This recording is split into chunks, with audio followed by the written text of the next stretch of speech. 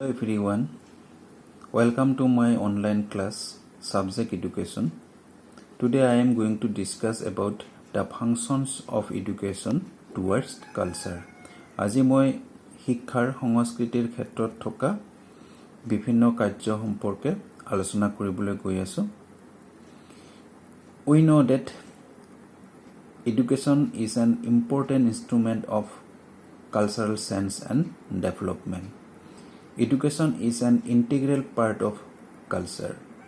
It is through education that desirable changes and brought about the cultural patterns and processes. Towards culture, education have different functions. Some of them are discussed in the following. Number 1, preservation, transmission and dissemination of culture. Education is an important instrument which helps to preserve the cultural element for the younger generation. It also helps to transmit the cultural pattern to the new generation. On the other hand, education also disseminates new cultural patterns, new cultural elements for the younger generations. Thus, education helps to preservation, transmission and dissemination of culture. সংস্কৃতিৰ সংৰক্ষণ, হস্তান্তৰ আৰু নতুনত্ব আৱিষ্কাৰ কৰাৰ ক্ষেত্ৰত শিক্ষাই এক বিশেষ ভূমিকা গ্ৰহণ কৰে. শিক্ষাই সংস্কৃতিৰ পুৰণি ধাৰাসমূহ সংৰক্ষণ কৰাত সহায় কৰে.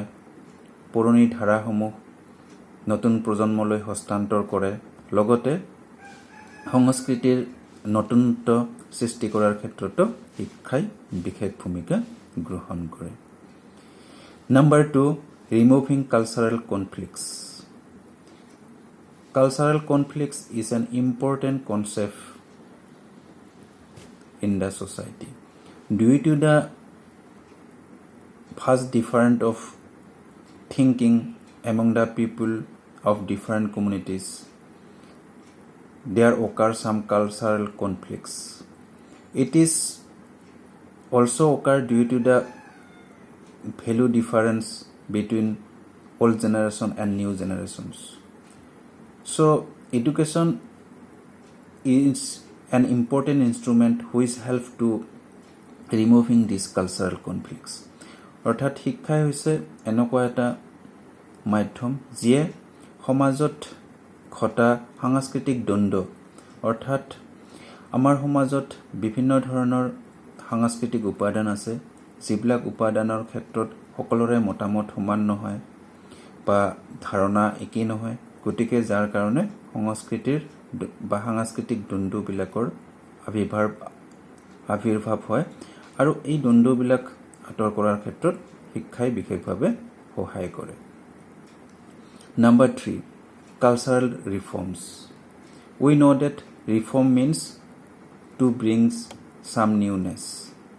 So due to the sense of time and situations, it is very essential to reform the old cultural patterns. So education is the only instrument which helps to reform our old cultural patterns, old cultural ideas, beliefs, etc. for the younger generations. So সাংস্কৃতিক সংস্কাৰ কৰাৰ ক্ষেত্ৰতো শিক্ষাই এক বিশেষ ভূমিকা গ্ৰহণ কৰে. আমি জানো যে সময়ৰ পৰিৱৰ্তনৰ লগে লগে সংস্কৃতিৰ উপাদানসমূহৰ পৰিৱৰ্তন হোৱাটো নিতান্তই প্ৰয়োজনীয় আৰু এই প্ৰয়োজনীয়তাসমূহ একমাত্ৰ পূৰণ কৰিব পাৰে আমাৰ শিক্ষাৰ জৰিয়তে. Number 4, maintaining the continuity of culture. Education helps to preserve the old cultural pattern and also transmit the old culture from the younger generations, which maintain a continuity of culture. So everyone know that culture is not static, it is dynamic in nature. So education helps to develop or to maintain a continuity of culture. সংস্কৃতিৰ ধাৰাটো নিৰৱচ্ছিন্নভাৱে ৰাখিবলৈ হ'লে আমাৰ শিক্ষাই হৈছে একমাত্ৰ মাধ্যম, যিয়ে সংস্কৃতিটো ইজনৰ পৰা অৰ্থাৎ পুৰণি জেনেৰেশ্যনৰ পৰা নতুন জেনেৰেশ্যনলৈ হস্তান্তৰ কৰি থাকে বা প্ৰবাহিত কৰি থাকে। Number 5, removing cultural lack. So we know that cultural lack occurs due to the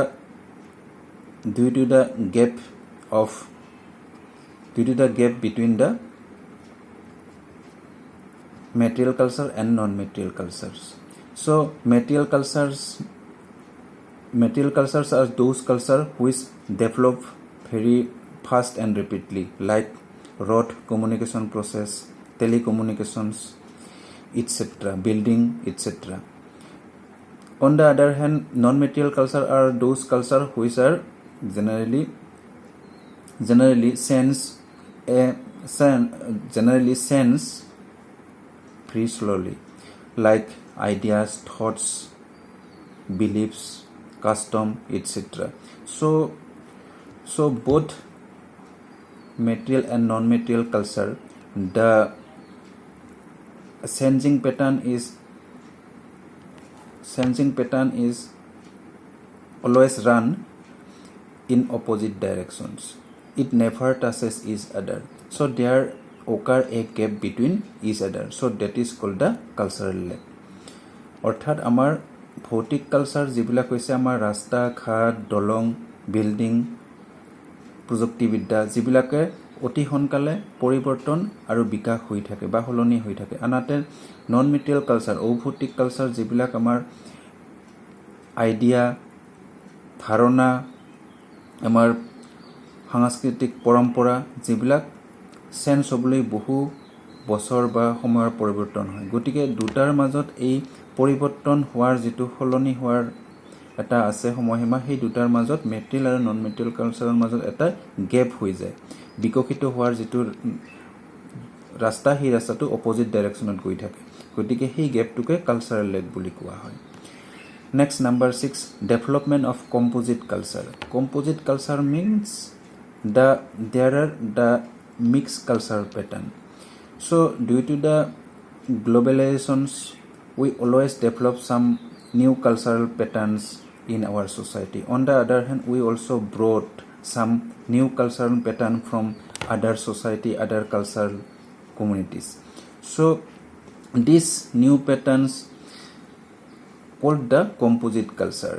So through education, a behavior pattern of the pupil also help to develop which can acceptance the other cultural elements. So this cultural development is called the composite culture. It is also called the exchange of cultural each other. So so these are the functions of educations.